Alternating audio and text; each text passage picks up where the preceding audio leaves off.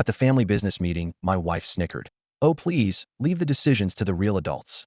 Minutes later, the board member pointed at me. "Wait, aren't you the founder everyone's been waiting for?" Her hand trembled, spilling red wine across her dress. "I'm 53 now. Grew up in Savannah, Georgia. I've lived a life that, at least on paper, looks successful.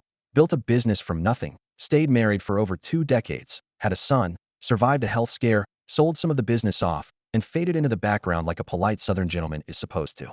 The company, Redline Optimization Systems, was my baby. I started it in the mid-90s from my garage with nothing but an idea about streamlining back-end logistics using what was then considered fringe tech. It took years before it paid off, but it did. By 2006, I had a full staff, a downtown office, and contracts that allowed me to breathe easy for the first time in my adult life. My wife at the time, Moira, was with me through most of that, but I think she started loving the success more than she loved the man who built it. Moira was born into one of those old Savannah families with silver patterns named after them and a reputation for throwing the kind of garden parties that get covered in lifestyle magazines. Her people knew how to look put together, how to network with the elite, how to build legacies. It's part of what drew me to her in the first place: her grace, her strength, her unshakable confidence. But as the years went by, that grace turned into control, that strength twisted into criticism, and that confidence grew teeth. When I stepped back from Redline to take care of my health, and honestly, my sanity, Moira stepped forward. She filled the void I left behind so easily that it made me wonder if she'd been waiting for the opportunity all along. She wasn't on payroll, wasn't a founder, wasn't trained in tech or logistics. But she had charm. She knew how to dress for the boardroom, how to flatter the right people, and she used my absence to paint herself as a natural successor. I didn't push back. Not then. I thought I needed rest. I thought we were still a team. And besides, we were married. What was mine was hers, right? Except it didn't feel like partnership. It felt like a takeover. She turned the executive team into her social club, appointed our son Jules to a title he had no real qualification for, and began parading around like she'd architected the very thing she used to complain about when I worked late. Eventually, the marriage died. Quietly. Just a line in the sand after years of erosion. We divorced with no screaming, no cheating scandal, no court battles. Just two people signing papers. I gave her the house, a generous portion of my shares, and enough to ensure she'd never want for anything. I thought we could be civil. Then she married Carter, a slick-talking former consultant who looked like he'd been plucked from the pages of GQ, and who I'm almost certain had been circling her during the end of our marriage. She slid him into the company too. VP of Corporate Development, a job that required little more than nodding and agreeing with her in meetings. He was the yes man she always wanted. I stayed away. For a while, focused on writing, fishing, and trying to remember who I was before I became Moira's background character. But the business started to change. I got emails from former colleagues, investors who were concerned, clients who felt the product was slipping. They weren't wrong. So I started watching, buying back shares through shell holdings, sitting quietly on the periphery, building leverage. I wasn't angry, not yet. I just wanted my company to survive. Then came the 40-year strategic meeting, a kind of legacy summit, hosted in Savannah at our downtown headquarters, meant to talk about where Redline would go in the next decade. All major board members were flying in. Moira planned to announce a new expansion strategy, one that I knew, from my own research, was full of holes. I decided to attend. She didn't expect me. The morning of the meeting, I arrived early, walked past the receptionist, smiled at the security guy who used to sneak me donuts back in 2001, and took the elevator to the top floor like I still owned the place. I wore a conservative suit. Nothing flashy. Not the kind of thing that draws attention. The boardroom looked like something out of a luxury magazine. Glass walls, custom-made conference table, plush leather seats. Moira was already there, holding court, laughing too loudly at something Carter had said. Jules sat a few seats down, nose buried in his phone, legs crossed like he was modeling for something. Moira noticed me first. Her expression didn't change, but I could see her pupils shrink. Just a flicker. "Clarence," she said lightly. "Didn't expect to see you here. Thought I'd sit in. This meeting's open to shareholders, right?" She hesitated. "Of course." That's when she gave me the line. "Well, please, just observe. Leave the decisions to the real adults." A few polite chuckles floated across the table. Carter smirked. Jules didn't even look up. I didn't flinch. Just opened my notebook and sat back. For the next half hour, I listened to Moira's pitch. She clicked through slides full of market speak, empty graphs, and buzzwords. Synergy. Next-gen disruption. Vertical integration through omni-channel pipelines. It was fluff, and the numbers didn't add up. I stayed quiet. Until Eleanor Brooks, one of the newer board members out of New York, interrupted. "I've been reviewing the original founder notes. Clarence, you wrote those, didn't you?" Heads turned. "Yes," I said. "Calm. You're the technical architect of the system?" "Yes." Then I'd like to hear what you think of this proposal.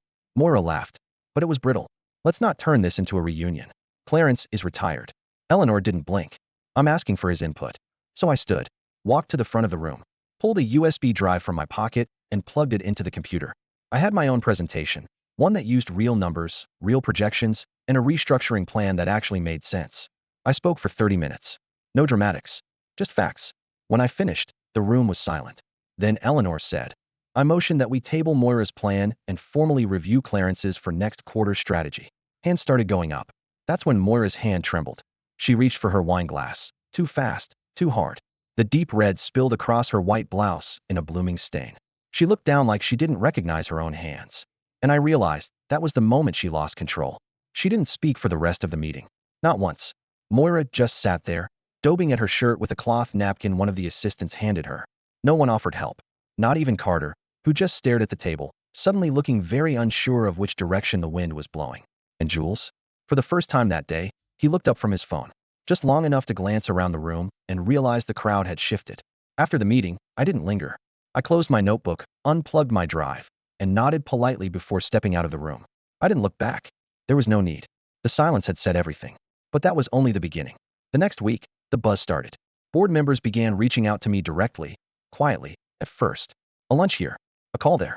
Conversations that began with off the record and ended with if you came back in some capacity. I didn't rush it. I let it simmer. See, I had learned something important over the years. People don't want to be told they backed the wrong horse. They want to feel like they're discovering it for themselves. I gave them space to reach that conclusion. Within a month, I'd been invited to attend a private executive retreat in Asheville. Moira wasn't invited. When I arrived, I presented a revised strategy, leaner, more aggressive, and tailored for our actual client base. Not the dream clients Moira kept pitching to investors. They voted to implement it. 3 days later, Carter resigned. Publicly, the announcement was full of PR nonsense about shifting priorities and exploring new ventures. Privately, word was he didn't want to be around when the ship started turning. The man had never built anything in his life. He wasn't about to start now. Moira tried to push back, claimed I was trying to reclaim an outdated vision. She made it sound noble, like she was the progressive force holding back the boogeyman of regression. But no one was listening anymore. Her magic had worn off. In private, she came to me, called me one night around 10 p.m., voice low and brittle. I see what you're doing, she said. I'm not hiding it. You want to destroy everything we built. No, I said, I want to fix it. You think you're the only one who knows how. I didn't answer that one. She knew the answer anyway. She hung up. After that call, she stopped showing up to the office altogether. Within 2 months, she stepped down, said she wanted to focus on personal endeavors. The board let her save face. She was given a severance package large enough to buy another home, a few more handbags, and a social media assistant to spin her departure into something empowering. The official memo was warm. They always are. But inside the company, the shift was immediate. The engineering team, people I hadn't seen in years, reached out to thank me. Not for bringing them raises or perks, but for bringing back purpose. One of them, a guy named Luis who'd been there since 2004, said something that stuck with me. It's the first time in a decade I've felt like we had an actual direction again. Funny how no one says that in boardrooms. They just feel it. Jules stayed. To my surprise, I had expected him to leave with his mother. He didn't. Instead, he asked to meet with me. At first, I thought he wanted to plead her case, or perhaps defend himself. But no, he was quiet. Nervous, even. I know I haven't earned this job, he said, sitting across from me in my office. I didn't say anything. I want to, he added. If you'll teach me. It wasn't dramatic. It wasn't a son falling to his knees asking for forgiveness. It was a young man, trying, maybe for the first time, to be more than what he'd been handed. I gave him a shot, not because I owed him anything, but because he reminded me a little of myself when I was younger. And because, deep down, I wanted him to see what it actually looked like to build something. So I brought him in on a few small projects, gave him assignments, held him accountable. He's still learning. He still slips sometimes, but he's trying. And I'll take that over the smug, suit-wrap version of him I used to see shadowing his mother like an accessory. As for Moira, well, she's still in Savannah, still throwing parties, still making appearances at galas and charity events. She even launched a podcast, something about women in leadership. I listened to one episode out of curiosity. She didn't mention Redline once. I suppose that was her way of rewriting the story. Meanwhile, I've taken a new role at Redline, Executive Chair of Strategy. It's a title I invented because I didn't want to be CEO again, but I wanted to make it clear I wasn't just a symbolic figurehead either. The employees seem to like the change. I visit departments, ask questions, stay curious. I walk the halls again, not like a boss, but like a founder who remembers what it was like to worry about making payroll. There's something humbling about going back to the roots, about remembering why you started in the first place. I never wanted to humiliate Moira. Honestly, I didn't need revenge. I just needed clarity. And when the room turned to me, when the board asked if I was the founder they'd been waiting for, that was the moment the truth slipped out. Not from my mouth, but from theirs. Moira's mask cracked because, for the first time, someone saw me. Not as the man who had stepped aside, or the ex-husband, or the aging founder, but as the person who had actually built something real. And that was worth more than any spotlight she'd ever stood under. I started coming into the office twice a week, then more. People began to expect me. The front desk stopped asking for my ID. Even the newer employees, the ones who hadn't been around when I built the system from scratch, started nodding when I walked by. There's a strange kind of comfort in becoming visible again. Not in the egotistical way, at least, I hope not, but in the way that makes you feel like your time, your labor, your sacrifices actually mattered to someone other than you. Every once in a while, I'd find myself pausing at the hallway window, looking out at the square below, where the oak trees hang low with Spanish moss. Savannah has always had that ghostly, humid stillness to it, something soft and slow. Moira used to love that about it. Said the air felt noble. She meant it in that old South way, where image mattered more than substance. But I always liked it for a different reason. Savannah never forgets. It changes slowly, but it remembers. That's what I wanted Redline to do. Remember. A few months after the meeting, I called a private offsite for the engineering team, just the core folks. We rented out a small inn up in the Georgia mountains, nothing fancy. No decks, no presentations, no formal attire. Just people, ideas, and a few whiteboards. It reminded me of the early days in my garage, when coffee and duct tape held the world together. That's where I started seeing Jules open up. He'd never been close with the devs.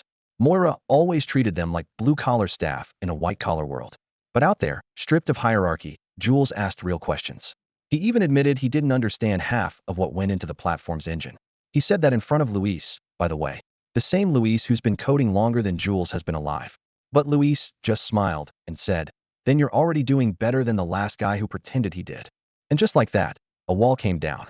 We spent 3 days in those hills. By the time we came back, we had the foundations of a completely restructured delivery system. More efficient, more scalable, and grounded in actual user needs, not boardroom fantasies. That was the first time I saw the team excited in years. Back at HQ, I began slowly reshaping the executive lineup.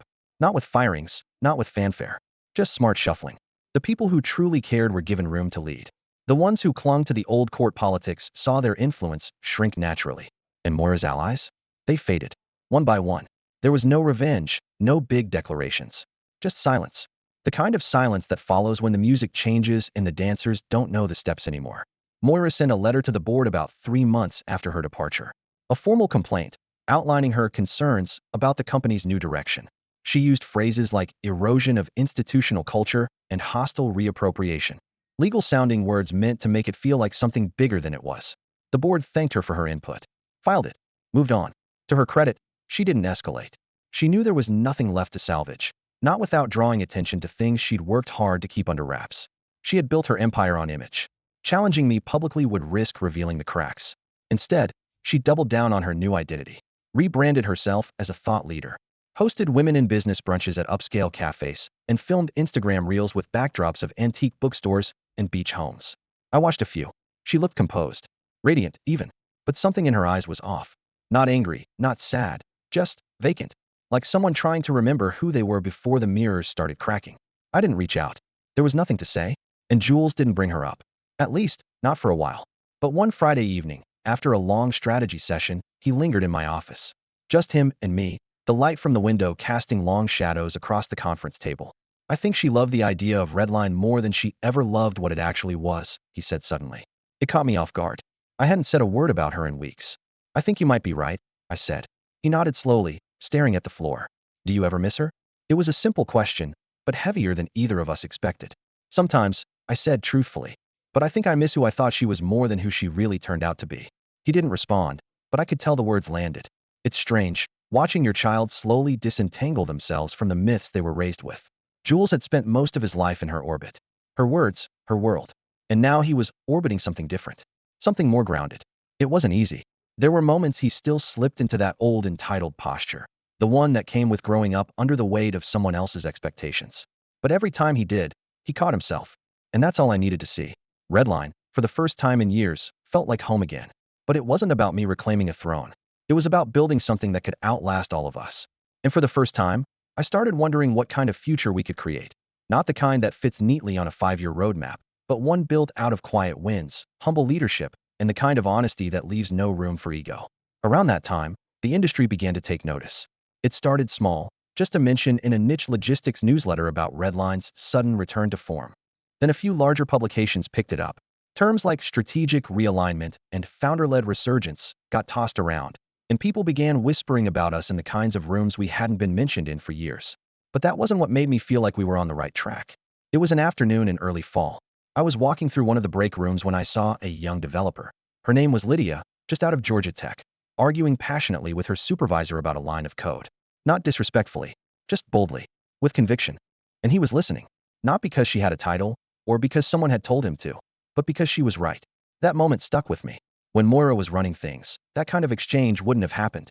Everything was top-down. Appearances were king. People were encouraged to smile, nod, and shut up. Passion was only welcome if it came with a perfectly manicured LinkedIn post to go along with it. But here, Lydia didn't care about the optics.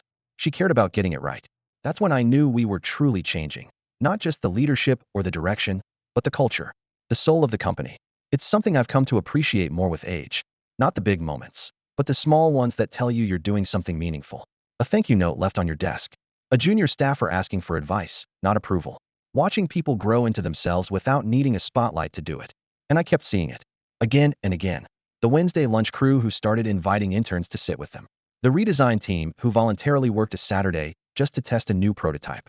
The veteran engineer who asked if we could start a mentorship program. Nothing formal, just something real. These weren't directives from me.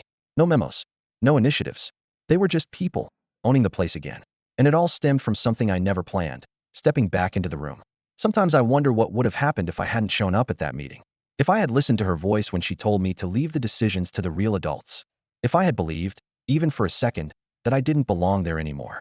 But I did belong. Not because I was owed a seat. Not because of ego. Because I had built it. With sweat. With failure. With 10,000 quiet nights worrying whether I'd made the right call. Moira never understood that part. She understood image, control, status, but not building. And that difference, that simple, fundamental difference, was what separated us all along. I used to think the divorce was about growing apart. But now, looking back, I think it was about truth. We finally saw each other for who we really were. She saw a man who would never give her the spotlight she wanted. And I saw a woman who needed the spotlight more than the substance behind it. Still, I don't hate her. Some days I even feel a flicker of gratitude. If she hadn't pushed so hard, claimed so much, I might have stayed silent forever, watching from the sidelines, letting everything I built morph into something I no longer recognized. It was her arrogance that brought me back, and ironically, her arrogance that created the space for something better to grow. One afternoon, I ran into her at the SCAD Museum downtown. I was there with a few of the team after a design conference. She was hosting some kind of networking brunch, champagne, name tags, linen everything. She saw me before I saw her. Our eyes met. She gave me that tight smile. The one she used when guests arrived uninvited but were too important to turn away. I nodded politely. She didn't come over. Neither did I. We understood each other now. Not friends. Not enemies. Just history. And in a way, it felt like closure. Not because we said anything, but because we didn't need to. She was living her story. I was finally writing mine again. There's something poetic about watching your enemy walk away thinking they've won, only to realize, too late, that they backed the wrong game, and the rules have already changed.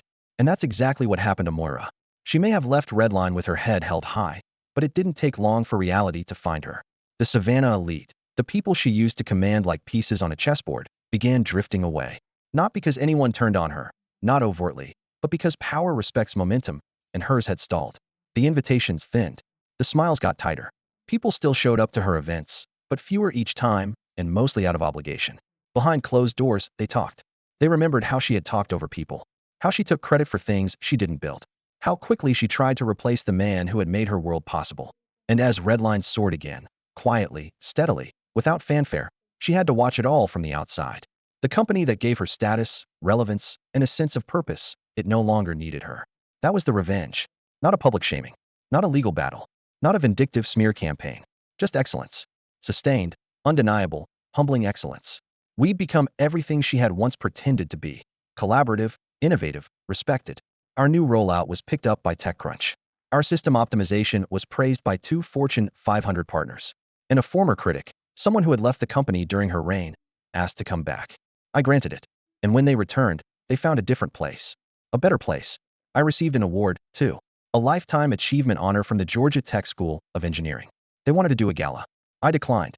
Instead, I asked if I could give a workshop to the undergrads instead. Better investment of time, I told them. They didn't argue. I still think about that boardroom meeting sometimes. The exact moment the tide turned. Moira reaching for her wine, her hand trembling, the scarlet spilling across her blouse like the first honest moment she'd ever had in a room full of people. She knew, then, even if she pretended otherwise for weeks after. She knew she'd lost, not just the company, but the illusion of control she had built her entire identity around. Jules came to dinner the night after we signed the contract for our new partner deal. It had been a big week. We had secured a multi-million-dollar collaboration with a freight automation firm out of Chicago. He wanted to talk about work, about life, and surprisingly about her. She called me the other day. He said over a plate of pecan-crusted trout. I didn't say anything. She asked me to come to her next event. Said she could use someone with my name to draw in the sponsors. I looked up, and I told her no. He said it quietly, without triumph. She got cold. Said I was being ungrateful. That you've poisoned me. I sighed. You're allowed to have a relationship with her. I'm not trying to control that. I know, he said. That's why I told her I wouldn't go. Because you didn't ask me to choose. She did. That stuck with me. Not because I needed him to choose sides, but because I finally saw him making a choice for himself. Later that night, when we were both a little tipsy from old bourbon and too much reminiscing, Jules asked me something I didn't expect. Do you regret ever stepping back? I thought about it. About the years I spent detached from my own company. Letting someone else, someone unqualified, take the wheel. No, I said. Because it gave me perspective. And it gave her the rope she needed to hang herself. Jules winced. Not because it was harsh, but because it was true. That was my revenge. Letting her win long enough to reveal that she never understood what the game was. Letting her build a throne out of borrowed parts, only to watch it collapse when she had to stand on her own. And when it did, I didn't need to gloat. I just got to work. These days, Redline is quieter, leaner, and stronger. No more showboating. No more puffed-up titles. We work hard, solve real problems, and we reward the people who actually move us forward. I'm not the same man I was when I first started the company. Back then, I was hungry, desperate, naive. Now, I'm measured. I know what matters. And I surround myself with people who know, too. Sometimes people ask if I'm proud of how it turned out. I smile. I don't tell them everything. I don't talk about the meetings, the manipulation, the years I felt like a ghost in my own creation. I just say, yeah, I'm proud. Because I built something that outlived the people who tried to hijack it. That's more than legacy. That's peace. And that's the end of the story. Well, my part anyway. Because the company lives on.